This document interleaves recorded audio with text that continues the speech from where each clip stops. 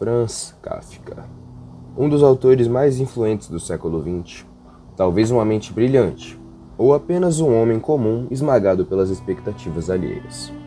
Para muitos, um filósofo, para outros, apenas um escritor, mas para quem observa com atenção, um homem que decidiu expor suas dores em vez de escondê-las. Muito prazer, para você que não me conhece, eu me chamo Niuro, e hoje nós vamos falar um pouco sobre a tal figura que é Franz Kafka. Nascido em 1883, em Praga, durante a época de tensões políticas e mudanças sociais, Kafka teve uma infância marcada pela repressão emocional. Seu pai, Hermann Kafka, filho de um açougueiro, era autoritário e exigia que seu filho se tornasse um reflexo de seus próprios desejos. Gritos, críticas e expectativas impossíveis moldaram a mente sensível de Franz Kafka. Devido à sua criação, Kafka se tornou introspectivo, poucas amizades, pouca esperança e muito silêncio. Mas algo o tornava diferente. Em vez de ignorar a dor, Kafka a transformou em palavras. Seus textos carregam a sensação de opressão, o peso do julgamento e o medo de um poder invisível que controla tudo.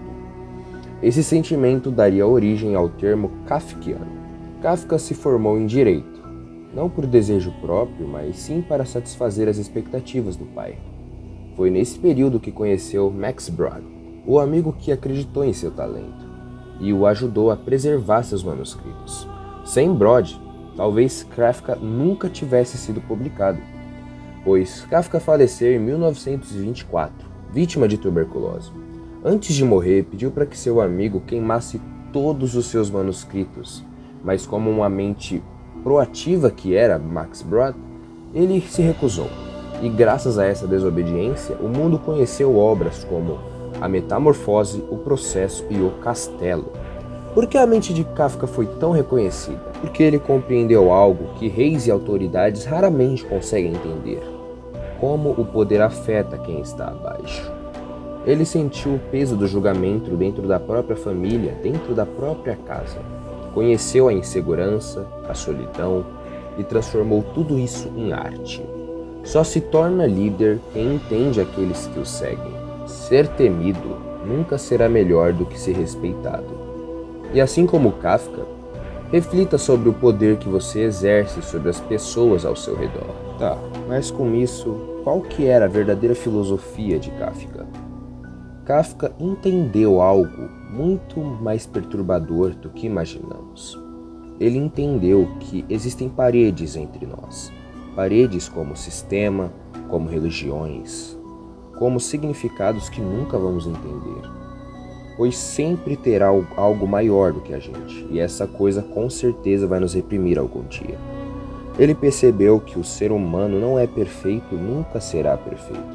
Ele tinha inseguranças, medos e muitos outros traumas que foram criados por sua paternidade e maternidade. Contudo, Kafka, ao invés de se esconder, ele decidiu retratar tudo o que sentia nos livros dele, como A Metamorfose, que retrata a história de um homem que comumente se transformou em uma espécie de barata gigante. Sua família o repudiou, o julgou, sentiu nojo, e assim ele decidiu se adaptar ao mundo como uma barata. Mas a primeira coisa que ele notou foi: como que eu vou agradar os outros? Nós buscamos muito agradar as outras pessoas enquanto precisamos agradar apenas nós mesmos. Ou até o processo no qual um homem é acusado injustamente sobre algo que fez. Ou o castelo, uma hierarquia na qual não pode controlar. Sempre terá alguém à frente, sempre terá alguém maior. E é isso que torna o homem um homem, ou o humano um humano. Kafka transpareceu e entendeu a impotência, fazendo assim com quem realmente colocava o poder entender mais sobre quem recebe o ataque. Com tudo isso dito, Kafka até era sozinho na dele. Ele era solitário, mas ele tinha Max Brod, que o ensinou que também é preciso levar uma vida saudável para viver. Não apenas ser inteligente, mas ter um físico mediano, ou pelo menos se esforçar para se manter vivo. a tuberculose infelizmente acabou o levando, mesmo ele se cuidando. Mas agora vamos pensar um pouco sobre por que Kafka é tão importante. Não, eu não vou te explicar isso. Vou deixar você pensar agora.